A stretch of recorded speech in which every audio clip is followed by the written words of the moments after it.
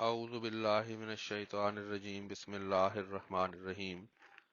بنگلہ دیش میں مجلس خدام الاحمدیہ کے نئے سال کا دعاؤں اور تہجد سے آغاز۔ اللہ تعالیٰ کے فضل سے ہر سال کی طرح امسال بھی مجلس خدام الاحمدیہ بنگلہ دیش نے اپنے نئے سال 2023-2024 کا آغاز دعاؤں اور تہجد سے کیا۔ ملک بھر میں باجماعت اور انفرادی طور پر نماز تہجد کا اہتمام کیا گیا۔ خدام اور اطفال بڑی خوشی اور جوش کے ساتھ نماز تہجد میں شامل ہوئے۔ نماز کے بعد مٹھائی اور ناشتے کا انتظام تھا۔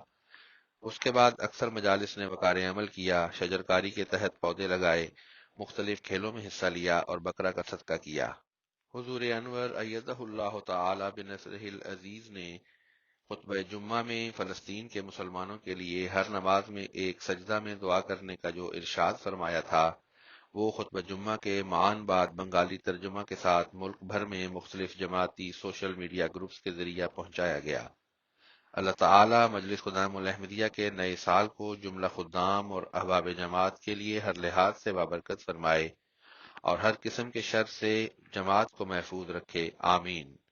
رپورٹ نوید احمد لیمن، نمائندہ الفضل انٹرنیشنل۔